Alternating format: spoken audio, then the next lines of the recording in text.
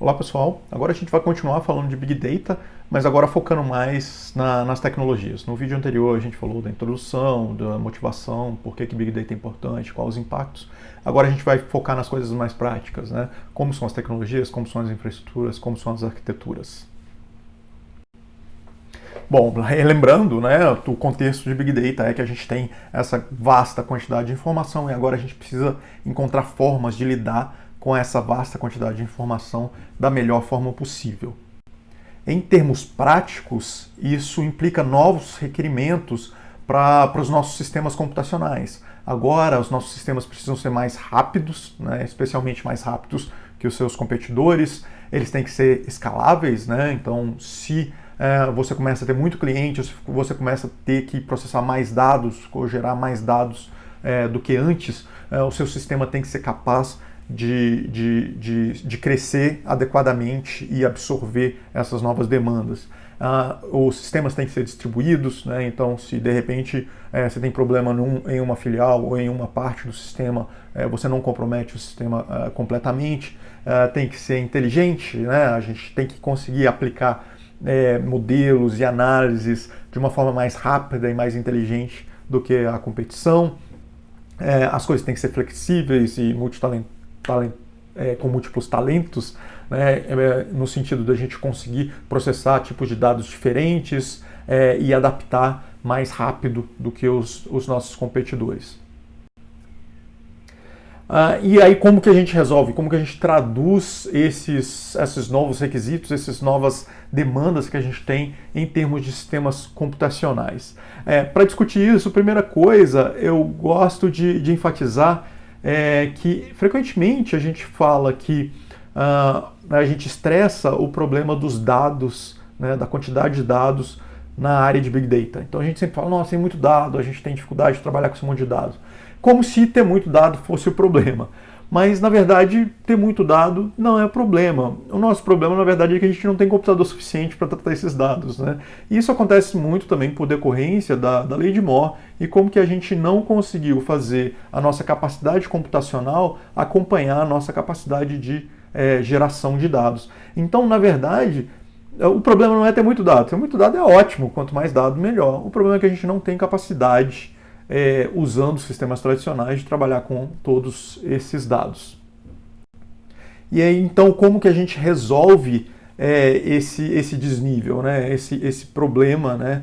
Esse gap entre a lei de Moore, né? A nossa capacidade computacional, e os dados que a gente precisa processar? Bem, a gente resolve isso basicamente com programadores inteligentes. Então vocês vão ver que todas as soluções que a gente vai dar daqui para frente estão mais baseadas em sistemas que fazem coisas de forma diferente para atingir aqueles requisitos e dessa forma a gente transfere para o programador e para o administrador desses sistemas a responsabilidade de fazer os sistemas mais adequados possíveis para se tratar os dados que a gente precisa, né? Então a gente precisa de pessoas inteligentes fazendo arquiteturas, fazendo sistemas, modelando sistemas de formas adequadas para tratar os dados. Isso em contraste com o que era ao longo dos últimos, sei lá, 30, 40 anos, né? Em geral, todo problema de dados que se tinha, você resolvia com um banco de dados relacionais e conseguia resolver todos esses problemas. Agora a gente não consegue.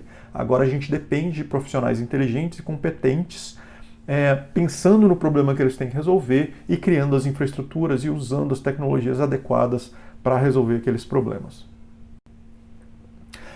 E aí falando, como que a gente lida com essa questão de muitos dados, né? Como que a gente lidou com isso historicamente? Historicamente, a gente lidava com computadores maiores. Então, sempre que uma empresa ou uma entidade chegava no limite de capacidade de processamento, ela não fazia uma revolução nos seus sistemas. Ela simplesmente ia lá, comprava um computador maior e continuava usando o banco de dados relacional, ou seja lá o que for que ela usava antes, né? Isso é muito cômodo, porque esses sistemas são mais fáceis de programar, você não precisa alterar nada na hora que você muda um sistema para o outro. É mais eficiente em termos de consumo energético por resultado obtido, você consegue ter essa eficiência, mas você tem também os problemas, né? São arquiteturas muito caras, né? Você começa a ter computadores muito massivos e com componentes muito caros, você não tem tolerância à falha, então se o computador estraga, seu sistema todo sai do ar, né? E é muito difícil de escalonar, né? Então, se você começa a ter mais demandas, a única opção que você tem é jogar tudo fora e comprar um novo computador maior. Então, esse tipo de abordagem começou a ficar imprático. O Google não consegue fazer isso, por exemplo, quando ele atinge os limites, ele não pode falar, olha pessoal, vamos ficar um mês sem ter busca aqui no Google porque a gente está mudando o sistema. Isso não existe. Eles têm que ter um sistema que seja capaz de crescer à medida que a demanda cresce. E para fazer isso, o que o Google e outras empresas começaram a fazer e investir em tecnologias distribuídas. Então agora você não tem mais um grande computador centralizado, você tem vários computadores pequenos e baratos distribuídos. E dessa forma você consegue fazer com que o sistema seja tolerante à falha, apesar dos computadores serem mais baratos e mais propensos a ter falhas, como eles são num número muito alto, são distribuídos e os dados são replicados. Se um computador falha, você tem outro computador que pode assumir o trabalho que o primeiro estava fazendo, né? Com isso, a gente consegue escalonar os problemas de uma forma muito mais simples. Você basicamente adiciona mais computadores à medida que a sua demanda vai crescendo. Claro, tem um problema, né, nessa questão, que é mais difícil de programar esses sistemas. Então, sim, a gente tinha uma plataforma centralizada e a gente conseguia, por exemplo, usar algoritmos centralizados que são muito mais fáceis em geral, mais eficientes para programar. Agora a gente tem que programar em sistemas distribuídos e entender questões de latência, questões de processamento em rede, envio de pacotes e tal. É bem mais difícil programar esse tipo de sistema.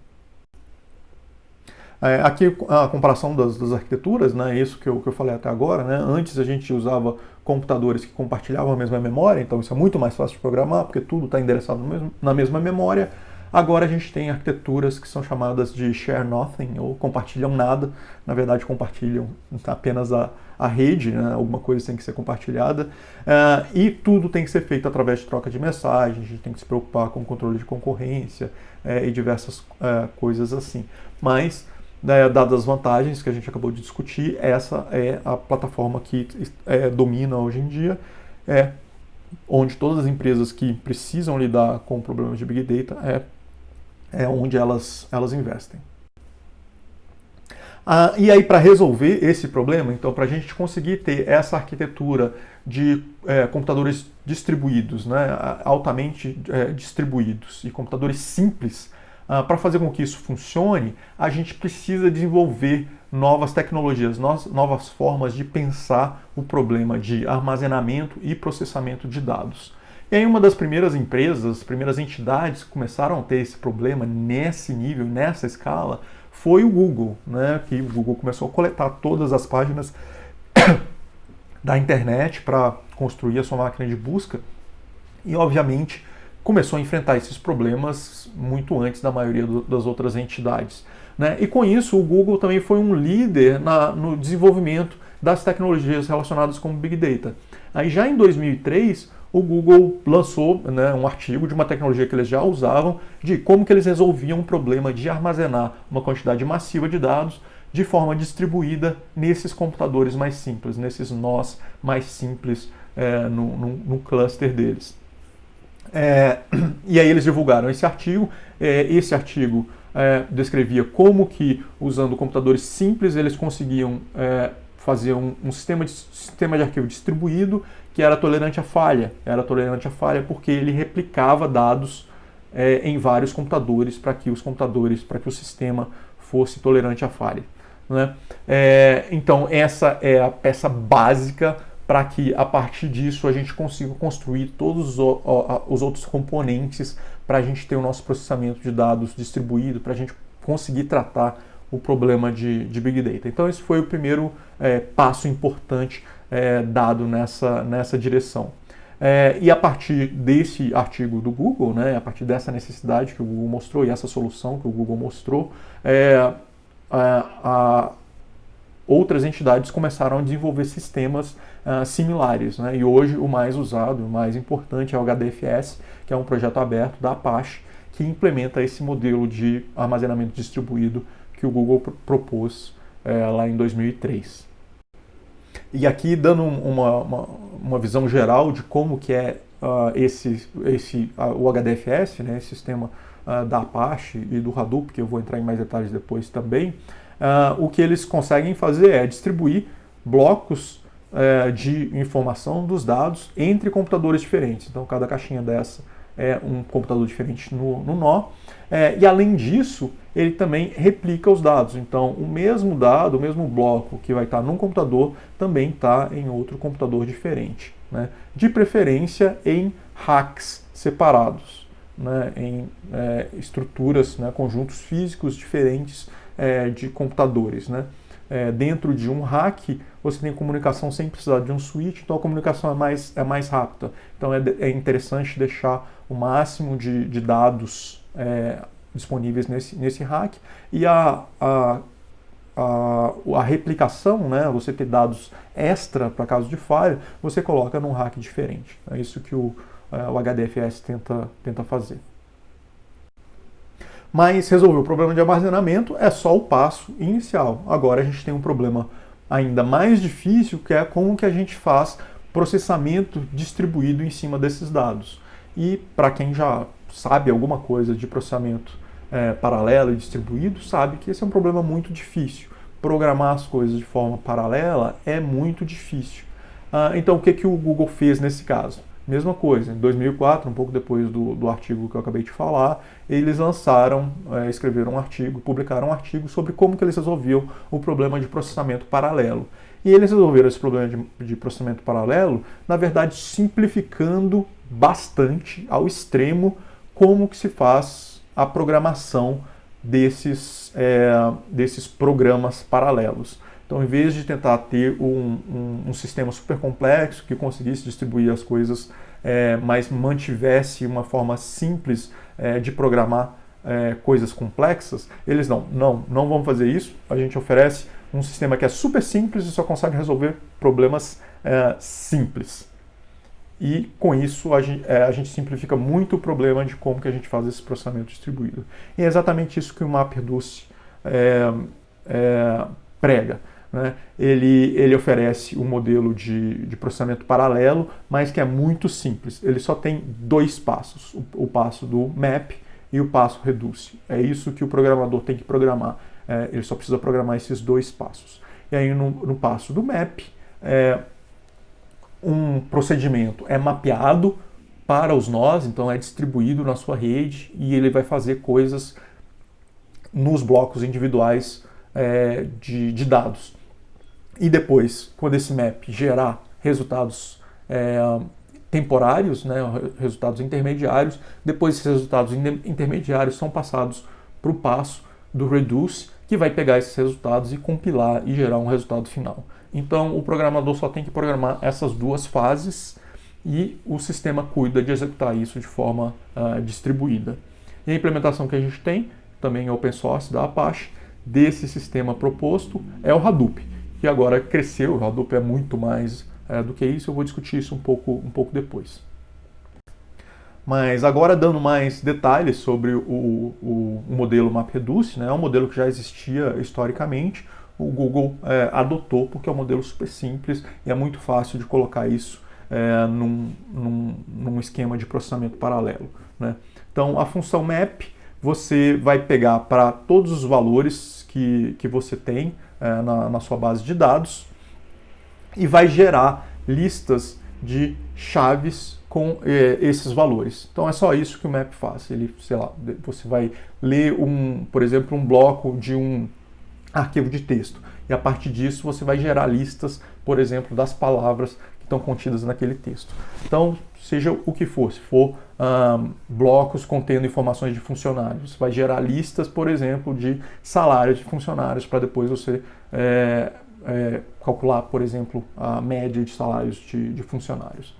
E aí na função reduce, você vai receber essas listas que estão organizadas pelas chaves, né? E aí você vai pegar os valores e aplicar a operação que você quer. Por exemplo, tirar a média de valores ou contar a quantidade de palavras, né? Então, usando essas duas funções que a gente implementa qualquer coisa no sistema MapReduce. Aí só dando exemplos mais visuais, um pouco mais práticos, né? Digamos que a nossa tarefa agora seja contar a quantidade de elementos de cada um dos formatos e cores, né? Combinação de formatos e cores na nossa base de dados, né? Então aqui a gente tem o que seria um bloco de informação que vai estar num computador e aqui a gente tem outro bloco que vai estar em outro computador. Aí a função map, se a gente programa ela para contar, se o nosso problema é contar os nossos formatos e cores, o que a gente vai fazer no map é só reportar cada vez que a gente encontra um determinado formato e uma determinada cor. É só isso, a gente só vai reportar quando a gente encontra as coisas. E aí na função reduce, a gente faz o processamento de pegar essas coisas que foram reportadas e contar. Então é assim que a gente faz. O map é distribuído para vários nós. O reduce também vai estar rodando potencialmente em vários nós, ou um nó, isso é configurado pelo programador. E o reduce vai pegar todas essas informações e gerar um resultado final. Aí outro exemplo clássico é contagem de palavras, né? Que parece que é um problema super simples, né? Mas não é se você tem uma quantidade de informação muito grande. E é o problema exatamente que o Google tinha. Né? Ele precisa indexar bilhões e bilhões de páginas da internet para construir o índice e para responder às consultas na máquina de busca. O Google precisa, literalmente, ele precisa contar as palavras que tem nos documentos e na base em geral, para ele fazer os modelos para dizer se uma consulta é relevante, se um documento é relevante ou não para uma consulta. Ele precisa ter essas estatísticas, entre diversas outras, né? E para resolver isso, ele obviamente usa o modelo MapReduce. Aí no map, né, similar do que a gente falou, o map só vai, nesse caso, ele só precisa reportar a quantidade toda vez que encontra uma determinada palavra. Então a palavra é a chave e quantas vezes encontrou é o valor que ele vai gerar. Essas informações geradas por todos os maps vão ser enviadas para os processos de redução, né, dos reduces, e nos reduces, nesse caso, você vai simplesmente somar, né, todos os valores que você encontrou. Né? Você vai ter uma lista da chave, por exemplo, Mary, e uma lista de todas as vezes que Mary foi encontrada. Você soma aquilo tudo, você tem o valor final de quantas vezes Mary apareceu na sua base de dados. E aí é só na prática, né, como que esse procedimento de contagem de palavras seria programado no Hadoop. Né? O Hadoop usa a linguagem mais básica para programar MapReduce é Java, então o que você precisa fazer é estender, né, as classes básicas e com isso você consegue implementar a sua função map, né, que basicamente ela só vai reportar as palavras que forem encontrando, né, depois de tokenizar, obviamente.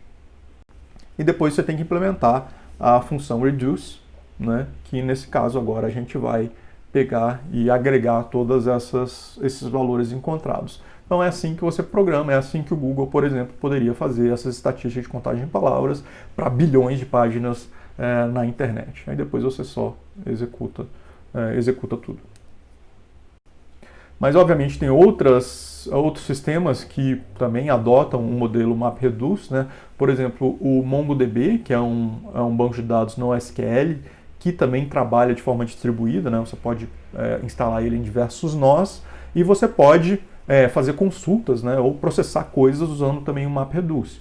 E o procedimento é parecido, né? Você implementa uma função map, implementa uma função reduce e depois roda isso no sistema e isso vai ser executado nos diversos nós. E aqui a implementação da função map também é parecida, né? Aí para cada palavra você vai emitir a palavra e dizer que a encontrou. Então a implementação de contagem de palavra é bem parecida. Obviamente você vai fazer procedimentos mais complexos, né?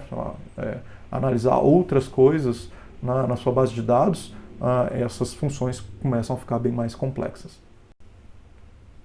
Aqui um pouco de mais detalhes sobre o procedimento do MapReduce, né?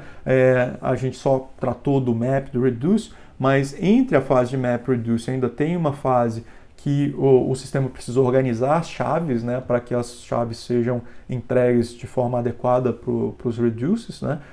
Então isso é um processo que também pode ser otimizado no sistema, e a última fase onde você gera o resultado a partir dos reduces, que também pode ser analisada dentro da execução completa de um MapReduce. Agora mais detalhes, né, sobre essa implementação do sistema MapReduce, né, que é o Hadoop. E, na verdade, ele começou com a implementação do MapReduce, mas na verdade foi crescendo e foi abraçando as diversas tecnologias em volta disso, né? Então, hoje em dia é um framework extremamente usado, ele é bem confiável, tolerante a falhas, né, porque usa todas essas abordagens e estratégias que a gente discutiu aqui, né? É escalável, também é simples adicionar mais computadores, né, mais recursos para você atender a uma demanda, e ele também é interessante que ele é portável, você consegue instalar em diversos tipos de hardware e sistemas operacionais diferentes. Os componentes básicos do Hadoop são o sistema de arquivo distribuído, né, que é o HDFS, que eu já mencionei, e o MapReduce, que é o sistema de você conseguir enviar essas tarefas para serem executadas, né, para serem processadas no seu cluster, né? Além disso, ele tem um sistema para o gerenciamento de cluster, né, que é o Yarn, que é onde você vai adicionar ou matar nós no seu cluster, configurar como que fica a carga, o que vai para onde, e etc, né? Mas além disso, tem toda uma infraestrutura de outros sistemas que se acoplam, né, nesses módulos básicos do MapReduce, né? Coisas para integração de dados, para consulta e para fazer machine learning em cima das informações. Aqui uma visão de um ecossistema básico, né, do Hadoop, né? Embaixo aqui a gente tem o nosso HDFS, que vai armazenar os nossos dados, tem o Yarn, que vai controlar os nossos recursos, as nossas máquinas, e o MapReduce sendo executado em cima disso. Só que, como deu para vocês perceberem, escrever coisas de MapReduce começa a ficar complicado se você vai fazer tarefas complexas, né? Contar palavra é muito simples, mas em geral a gente quer fazer mais do que contar palavra. A gente quer fazer machine learning, a gente quer fazer filtragem nos nossos dados.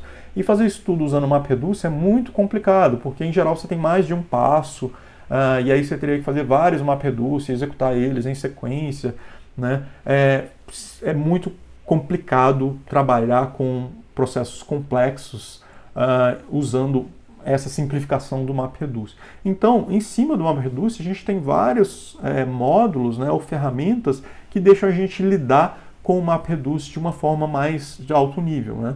Então, por exemplo, linguagens como Pig e Hive deixam a gente fazer consultas e processamento nos dados de uma forma bem mais simples, e a gente tem outras formas de, por exemplo, fazer processamento de machine learning sem precisar programar na mão MapReduce, que seria uma coisa extremamente complexa. Então, a gente tem várias coisas em volta do nosso sistema Hadoop, né? Também coisas para controlar a coordenação dos processos, para importar dados e etc. Aí só um exemplo de um desses módulos mais alto nível para a gente conseguir programar MapReduce sem ter que, digamos, sujar a mão escrevendo as funções MapReduce. Uma das linguagens que existe para isso é a linguagem Pig, que é uma linguagem que você consegue fazer processamentos sequenciais nos seus dados até você obter os resultados que você quer. Então, por exemplo, você quer fazer, nesse caso aqui, de novo, a contagem de palavras, mas a gente está contando palavras, filtrando palavras, a gente está fazendo múltiplos passos, né? A gente pode fazer isso usando diferentes funções do Pig. Então a gente faz um processo de filtragem de palavras, agrupamento das palavras, a gente consegue fazer laços for e etc.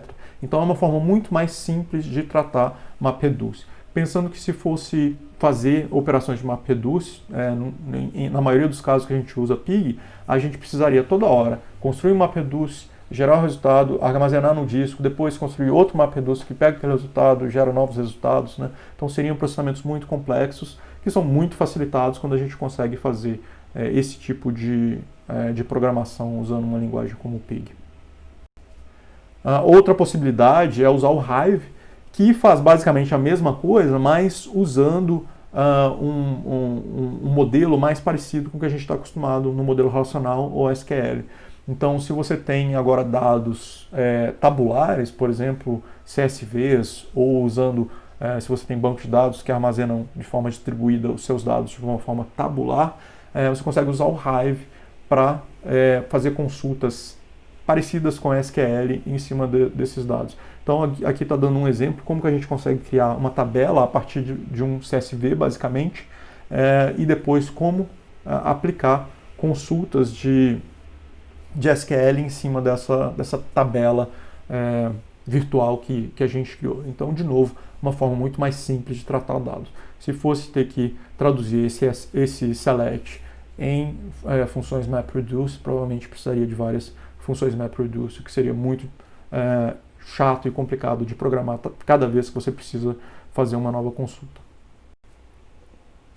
E aí outra tecnologia também que está nesse âmbito, né, hoje em dia também está muito relacionada com o Hadoop, é o Apache Spark, que ele é basicamente um framework que faz um processamento distribuído muito parecido com o que o Hadoop faz. Então, é mesma logística, a mesma ideia do MapReduce que a gente discutiu até agora, mas o Spark ele é otimizado para tarefas mais complexas, tarefas que você precisa iterar sobre seus dados e precisa fazer processamentos complexos. E aí, para isso, ele é otimizado para manter os dados em memória e fazer esse processamento em memória. Ele usa estruturas de dados de mais alto nível, por exemplo, RDDs, e hoje em dia também tem data frames para representar os dados. Esses dados são representados na memória, né, com possibilidade deles serem replicados no disco e terem proteção caso alguma falha aconteça. E ele permite a programação também em várias linguagens diferentes. Então ele faz basicamente a mesma coisa que o Hadoop faz, mas ele é otimizado para um certo tipo de processamento que demanda cálculos mais complexos e acaba fazendo isso na memória. Enquanto o Hadoop, em geral, o processamento, você faz processamento simples, coloca os resultados no disco, depois outro processo lê esses resultados dos discos e faz outros processamentos, né? Então o Hadoop é muito bom para quando você tem dados muito grandes e processamentos mais simples, e o Spark é melhor para quando você tem dados não tão grandes, né, mas ainda no nível de Big Data, mas você tem processamentos muito complexos. Aqui exemplificando o tipo de tarefa que o Spark é vantajoso. Então, por exemplo, se você tem coisas que você precisa de pouca latência, né, tipo responder coisas mais rápido, então você tem consultas sendo enviadas para dados que já estão armazenados na memória, o Spark é bem legal para isso. E, sobretudo, o que ele é bem importante é quando você precisa iterar em cima do mesmo dado. Então, precisa, por exemplo, fazer modelos de machine learning, precisa calcular coisas em grafos, né? Tudo que você precisa iterar bastante em cima dos seus dados e fazer processamentos complexos, o Spark é mais adequado do que o Hadoop. Aqui, comparando os dois diretamente, né? Os dois são super importantes. Em geral, as empresas mantêm os dois na mesma plataforma e usam um ou outro dependendo do que tipo de coisa que vai fazer. E também considerando que embaixo do Spark tem um monte de coisa do Hadoop, né? Então usa diversas das infraestruturas do Hadoop, o sistema de arquivos, o sistema de controle de concorrência. Então tudo isso também é usado no Spark. Então, para deixar bem claro, eles não são concorrentes, eles são coisas bem parecidas, usados para problemas um pouco diferentes, né? Então o Hadoop tem essa coisa, né, esse paradigma de dois estados, então você usa o MapReduce, mas depois você sempre tem que jogar as coisas no disco para ser consumido por um novo processo. No Spark a gente tem uma programação mais flexível, você consegue iterar sobre os dados, né? Que é mais direcionado para questões de memória mais intensiva, e problemas mais complexos. E o Hadoop continua sendo referência sempre que a gente precisa fazer coisas de ETL ou processar dados muito grandes, mas que o processamento em si não é tão complexo. É só pegar o dado, fazer algum processamento e jogar para outro arquivo, né? Hadoop continua sendo a referência nisso. Aqui um exemplo, de novo, o problema de contagem de palavras, agora no Spark, só para mostrar que no Spark também dá para fazer MapReduce, né? Mesmo ainda que não seja a parte principal do Spark, né? O ideal é usar os módulos de mais alto nível, mas dá para usar MapReduce, né? Por baixo, o Spark também tem o seu sistema para executar MapReduce. Mas o mais legal são as coisas mais alto nível do Spark, né? Então ele, por exemplo, ele introduz questões como data frames, que são uma forma mais tabular de enxergar os dados, e aí com isso a gente consegue aplicar consultas SQL em cima dos nossos dados que estão armazenados, né, nesses data frames que vão estar na memória. Ele tem capacidade de processar streams de dados, então se você tem dados sendo gerados e que precisam ser consumidos em tempo real ou quase real, o Spark oferece alternativas para isso. E oferece também bibliotecas bem completas com modelos de machine learning e também coisas para processamento de redes complexas, processamento de grafos, como a gente já tem visto. E também implementa essas coisas. Precisa calcular PageRank em cima de um grafo que não cabe num computador só. O Spark oferece módulos que são capazes de fazer isso. Aqui só mais detalhes, né, sobre a biblioteca de Machine Learning. Tem diversas otimizações, diversas capacidades para fazer, por exemplo, Machine Learning em cima de Big Data. Agora falando um pouco de arquitetura, né, então como que a gente coloca todos esses componentes, como que a gente pensa de onde vêm os dados, o que processa os dados e para onde que os dados vão, né? Mas em geral, no que a gente tem numa empresa, numa entidade, a gente vai ter fontes de dados e a gente vai ter usuários, né, que vão estar consumindo esses dados na outra ponta, né? Aí vai ser, de repente, um gerente que precisa ver como que estão as coisas em tempo real, usando dashboards, ou você tem uma equipe de análise de dados que vai fazer business intelligence em cima desses dados. Mas o problema é que os dados são muito grandes e, no meio disso tudo, a gente precisa ter um sistema que seja capaz de processar esses dados de forma adequada, né? Então, quando a gente separa isso no mundo do Big Data, aí a gente tem a nossa etapa de ingestão de dados, como que os dados são obtidos das fontes e trabalhados e colocados dentro do sistema. Em geral, no armazenamento, a gente vai ter o HDFS, aquele sistema de arquivo distribuído, né? Ou um banco de dados no SQL, né? Então, o processo de ingestão é pegar os dados originais e colocar nessa forma de armazenamento. Se o processamento não precisar ser online, se for um processamento batch, você agenda isso para fazer, sei lá, uma vez por dia ou N vezes por dia. Você pega esses dados novos que chegaram e gera e coloca isso num formato que pode depois ser consumido pelos processos de BI. Mas se você tem dados que estão chegando a todo momento, você precisa processar isso próximo de tempo real, você precisa usar um sistema que consegue lidar bem com streaming. E aí, colocando essa mesma arquitetura, mas descrevendo algumas tecnologias, né, do mundo de Big Data para tratar com essas coisas, né? No processo de ingestão, se você tem ingestão de dados que estão chegando a todo momento, é legal usar o Kafka para organizar eles em filas. Se você tem dados que estão vindo de bancos de dados relacionais, o Apache Scoop é legal para isso. Se você tem dados que você precisa processar e estão vindo de fontes diferentes, você precisa fazer processamentos e gerenciar o fluxo desses arquivos. Aí o Apache tem uma ferramenta para isso também. Para fazer processamento de streaming, o Apache Streaming em geral é o que se usa. Armazenamento, HDFS, processamento, Hadoop, Spark, né, e todas as tecnologias associadas a eles, né? Então é assim que a gente vai processando os nossos dados até deixar eles num formato ou num volume que seja adequado para ser consumido do outro lado. E nesse mundo de arquiteturas, né, que é uma coisa bem nova, as pessoas estão começando a pensar como são as arquiteturas de Big Data, mas uma coisa que tem sido discutida é essa arquitetura lambda, que é lambda porque tem o formato da letra lambda, né? E é essa ideia de separar o que é no seu problema, na sua empresa, na sua instituição, o que é problema que deve ser resolvido processando stream, né? E o que é coisa que você pode resolver com batch. E em geral essas coisas têm que andar em paralelo e você precisa de sistemas que resolvam essas duas coisas. E então precisa ter as tecnologias adequadas resolvendo cada um desses problemas. Bom, então era isso que eu queria discutir, as tecnologias mais importantes associadas à Big Data. Espero que vocês tenham gostado e entendido. Dúvidas sempre direcionem para os nossos canais da disciplina, que a gente vai tratar elas lá também.